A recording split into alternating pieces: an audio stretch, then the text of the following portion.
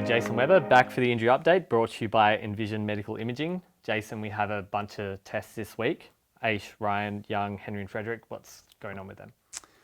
So Aishi's a little bit stiff in his calf after March 1. He played quite a long game time that day and the surface was really quite soft. Just pulled up a little bit sore, it was all clear.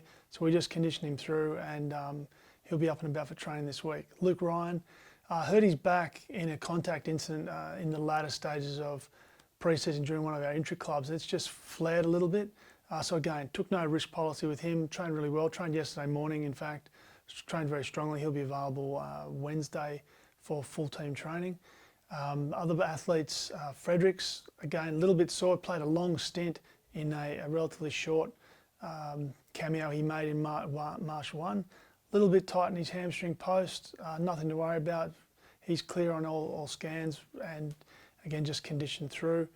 Liam Henry, one of our new draftees, came to us with a history of some significant kneecap dislocations.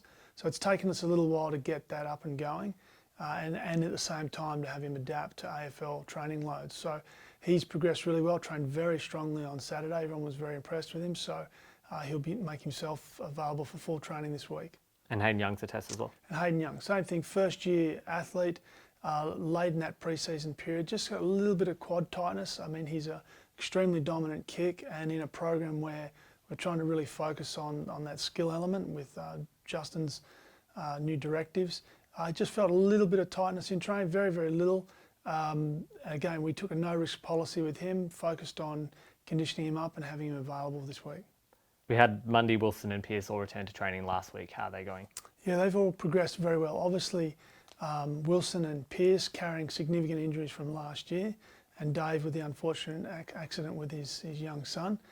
So those guys have all been very, very clean in the back stages of their rehab. We've got a handful of TBAs on the list, starting with Sam Sikowski. How's he going? Okay, Sam's progressing along quite nicely. Sam injured his back in early January, and unfortunately that injury was related to some issues that he had before he was drafted. So Sam's moving along really nicely, training hard. His attitude's been fantastic, and we're looking forward to him coming back to the team within the next couple of weeks.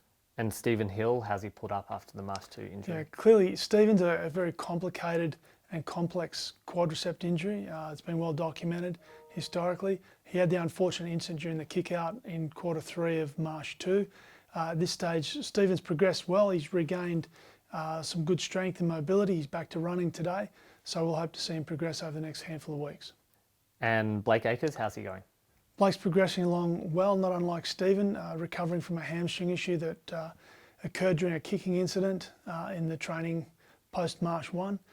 So he's progressing along nicely, regained strength, started running today with Stephen. So we'll see that one evolve over the next couple of weeks. And what's the latest with Joel Hamlin and his ankle injury?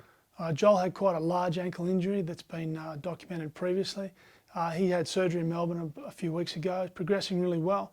We're meeting this afternoon actually via teleconference with his surgeon to confirm his progress, but at this stage he's in the TBA list, but progressing very, very well.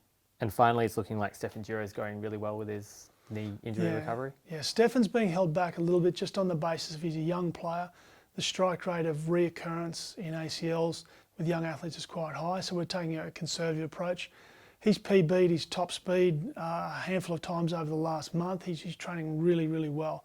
And our focus is now on him coming back better than he was before. And so he's handling that very, very well and would be progressing to team training in the next couple of weeks. Great, thanks Jason. Thank you.